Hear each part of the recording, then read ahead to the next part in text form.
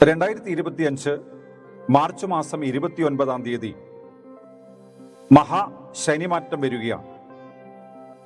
2.5 വർഷമാണ് ശനി ഒരു രാശിയിൽ നിൽക്കുന്നത്.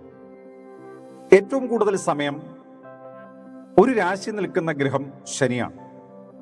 അതുകൊണ്ട് ഈ ശനിയുടെ മാറ്റം വളരെയധികം പ്രധാനപ്പെട്ടതാണ്. എല്ലാവർക്കും ഒരുപോലെ ഗുണവും ദോഷവും ചെയ്യണമെന്നില്ല ശനി. ജാതകത്തിലെ ശനിയുടെ ബലാബലം അനുസരിച്ചിട്ടാണ് ഓരോരുത്തർക്കും ഗുണദോഷ ഫലങ്ങളൊക്കെ അനുഭവപ്പെടുന്നത്. അത് വിശദമായി മനസ്സിലാക്കണമെങ്കിൽ ജാതകം പരിശോധിച്ച് ശനിയുടെ ബലാബലം അറിയണം. എങ്കിലും സാമാന്യമായ ഒരു ഫലം എങ്ങനെയായിരിക്കുമെന്ന് നമുക്ക് ചിന്തിക്കാം.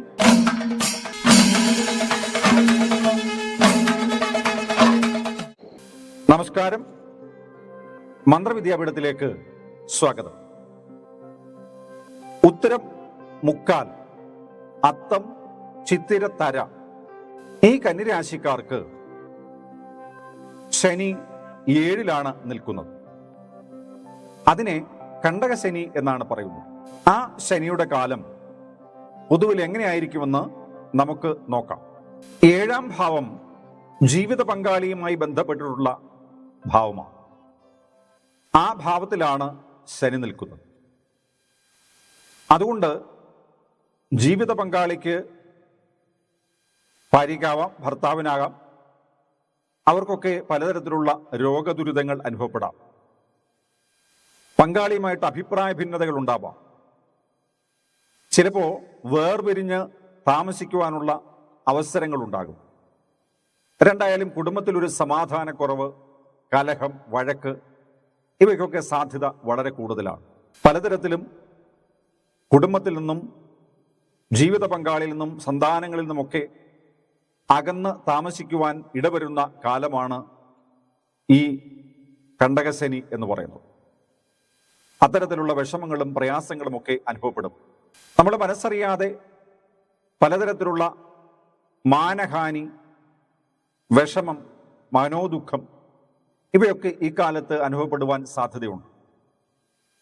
നമ്മുടെ തൊഴിൽ സംബന്ധമായ വിഷയങ്ങളെ കൊണ്ടായാലും വ്യക്തിപരമായ കാരണങ്ങളാൽ ആണെങ്കിലും പലതരത്തിലുള്ള ദൂരയാത്രകളും ആ യാത്രകൾ മുഖാന്തരം അലച്ചിലും ഭക്ഷണ കാര്യങ്ങളിലൊരു ശ്രദ്ധയില്ലായ്മയും അല്ലെങ്കിൽ സമയത്തിന് ഭക്ഷണം കഴിക്കാൻ ഇടവരാത്ത അവസ്ഥയുണ്ടാവുകയും അങ്ങനെ പലതരത്തിലുള്ള അലച്ചിലും ബുദ്ധിമുട്ടുമൊക്കെ ഇക്കാലത്ത് വർദ്ധിച്ചു വരുവാൻ ഇടയുണ്ട്.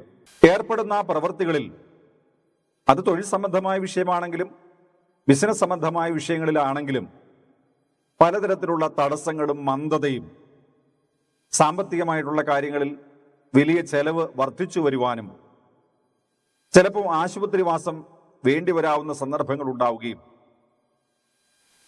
നമ്മുടെ മാതാപിതാക്കളുടെയും കുട്ടികളുടെയും കാര്യങ്ങൾക്ക് വേണ്ടി പണം ചെലവഴിക്കുവാനുള്ള അവസരങ്ങൾ ഉണ്ടാവുകയും ചെയ്യും. നമ്മളെ വളരെ സ്നേഹപൂർവ്വം നമ്മളോടൊപ്പം ചേർത്ത് നിർത്തിയിരുന്ന പല ആളുകളും നമ്മളെ ചതിക്കാനും വഞ്ചിക്കാനും ഇടയുള്ള ഒരു സമയമാണ്. ചിലപ്പോൾ നമ്മളോടൊപ്പം ചേർന്ന് നിന്നിരുന്ന ചില ആളുകളൊക്കെ ശത്രുക്കളോടൊപ്പം ചേർന്ന് നമുക്കെതിരെ പട നയിക്കുവാനുള്ള സാധ്യതയുണ്ട്.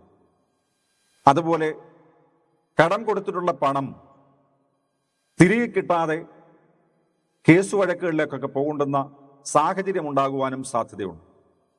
പ്രത്യേകിച്ചും ഈ സമയത്ത് നമ്മൾ ആർക്കും കടം കൊടുക്കുന്നത് നല്ലതല്ല. കാരണം അത് സമയത്തിനൊന്നും തിരിച്ചു കിട്ടുകയില്ല.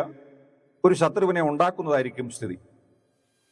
പലതരത്തിലും വിഷമങ്ങൾ വർദ്ധിക്കാൻ സാധ്യതയുണ്ട്. അതുകൊണ്ട് ഈ സമയത്ത് അയ്യപ്പസ്വാമിയെ പ്രാർത്ഥിക്കുന്നതും ഭഗവാന്റെ അഷ്ടോത്തരം ജപിക്കുന്നതും നമ്മുടെ ദോഷഫലങ്ങളെയൊക്കെ കുറയ്ക്കാൻ സഹായിക്കും.